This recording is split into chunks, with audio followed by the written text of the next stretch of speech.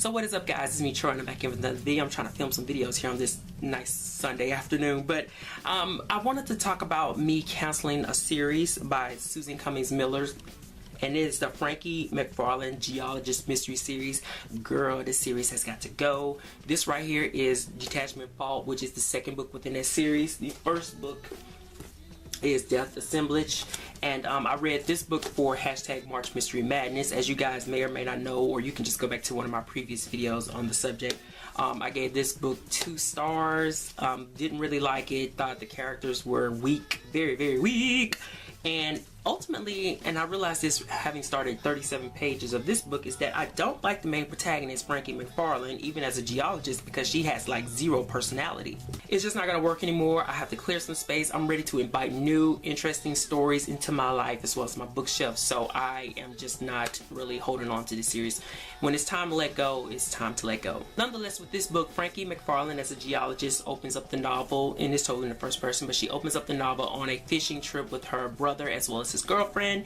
They're in Mexico at this point, and there's a captain driving the ship. Unfortunately for this whole crew, they run across the floating body of the captain's brother. Strange coincidence, right? So with that being said, they go ahead and, you know, pull into the port, contact the authorities, and then next thing you know, this whole huddle, this whole crew are pulled into the local police station to start giving statements and information regarding, you know, their discovery of this floating body. Now here's the catch. Here's the thing that kind of bothered me. The first red flag that just did me in.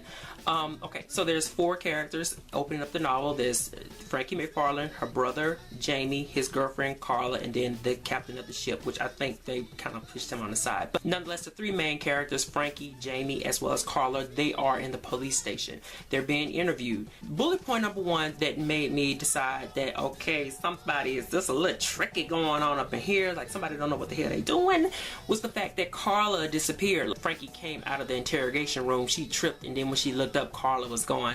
Very odd stuff going on there. So that was bullet point number 1, and the reason I say that is because it's contrived. Okay, it's contrived.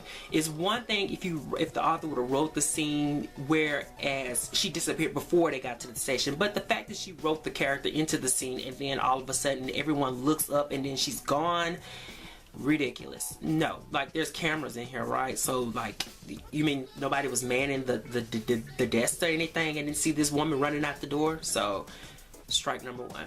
Now bullet point number 2 that made me realize that this was not, wait, this is not gonna work, is that once Frankie and her brother return back to America, particularly to Tucson, where Frankie teaches geology at a community college, for whatever reason, Frankie is auditioning to be a part of a college chorus. It reads, "I was sitting in the front row of the music hall waiting to audition for the newly formed college chorus. I stumbled to my feet, dropping the newspaper and stepping on the article about a car bombing at the Tucson Convention Center.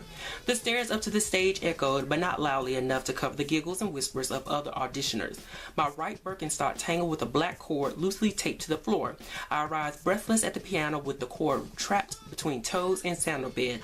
Louder giggles. So, well, you know, I don't really have a problem with a character having like these side hobbies and that sort of thing, but this is a series where the main hook is about a geologist, so I would assume that, you know, she would be trying to run her canteen underneath a fire faucet or something, a spigot or something, to fill it up before she pack up her canvas vest bag and pocket it in cargo shorts and go out to the damn bushes to do something. But you know, for whatever reason, she's trying to audition to be a part of a chorus.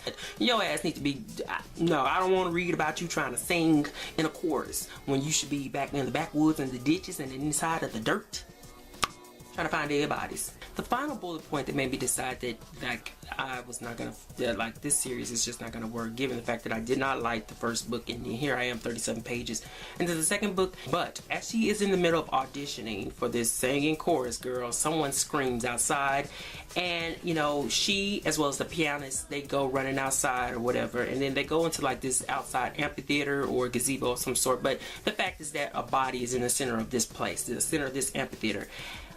unbeknownst to Frankie, until she gets closer and closer to the body to, you know, pull back the strands of hair to see exactly who it identifies as. It turns out that this body happens to be one of her students. Frankie has very little regard for this fact. I mean, when the authorities arrive, she makes it quite simple by stating, you know, who this student was by name as well as what this student studied. So when the authorities was like, you know what, Frankie, I just want you to just wait here while we go and bag the body. Here is what Frankie decides to do.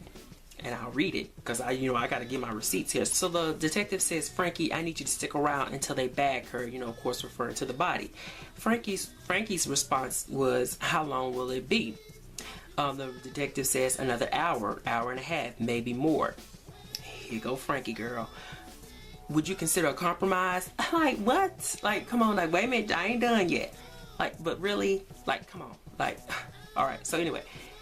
And see, the detective says, what kind of compromise? And Frankie's response is, I want to go swimming. The detective says, here on campus.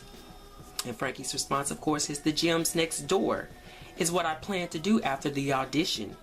The detective was silent for a moment before saying, one of the security officers will escort you over. I'll send someone to fetch you when we're ready. For one thing, when you're writing a mystery and you introduce the victim does not necessarily have to connect with the sleuth. However, there has to be some sort of connection, something that about this victim, about the sleuth, that draws the two together in order for the sleuth to be motivated, to uncover what exactly happened to the victim. In this case, the item was so glaring in the fact that this was one of Frankie's students, and yet she decided that instead of just sticking around, she's gonna go swimming. That makes no sense. It makes no sense to me. It really kind of point out, like in this glaring way to me, how sometimes authors don't exactly know what to do with their characters, or even with a scene, involving like authorities and a body and that sort of thing. Because number one, their campus would have been shut down. There was not going to be any compromise. There was going to be everyone go into the auditorium who is here at this crime scene and sit your ass down. Second to that, what kind of drove me crazy about that is the fact that, once again, when it comes to authors who don't know what to do with their characters or with the scene, I see that sometimes in some books where here's some circumstances and you would think that the character would do this. But, a lot of times when that happens, when there's a body that's introduced and, the main protagonist is doing anything but, concerning themselves with this whole crime. But to make your character go swimming is sort of like, to me, not knowing what to do with your character. So you plug in something that you like to do at this very inopportune time within the mystery. With that being said, that was the final draw for me. There was no way that I was gonna sit here and be able to really digest this. Looking at this glaring, I don't know, it just sounded like foolishness to me. Let me just say this. I know I sound like I'll be in a rant video, and I'm not saying I'm a writer or anything like that. But it's like when it's something is so obvious to me, or to me, reading is about immersiveness. The minute I disconnect from you being immersed within something where I feel like something is, or I see something that's just so odd, so bizarre, it makes absolutely no sense, it really pulls me out. And, sometimes I can get over that and sometimes I can't. But given the fact that I didn't like the first book in this series that well, and here it is with this 37 pages into the second book, and Frankie is still doing a lot of kind of, not, besides the fact she has no personality, but she's doing a lot of really kind of just odd things that I am deciding that I'm going to cancel reading the Frankie MacFarlane series. I was looking at a lot of reviews online and stuff to see what other people think, and they're giving it 4 and 5 stars and stuff, and it's just like, I don't see that. I don't see that nowhere in the future. Not for me, because that did it for me. And I know some people probably like, oh, this is just like a little thing, but like I said, it breaks the immersiveness of the whole reading experience. But anyway, that's it, guys. I want you to leave me a comment if you have any experience with a series where you gave the first book a try, then you gave the second book a little bit of a try, you decided it's just not going to work for whatever reason. Drop me a comment. What book series have you canceled on? And then we can just keep that discussion going from there. So I'll see you guys later. Peace.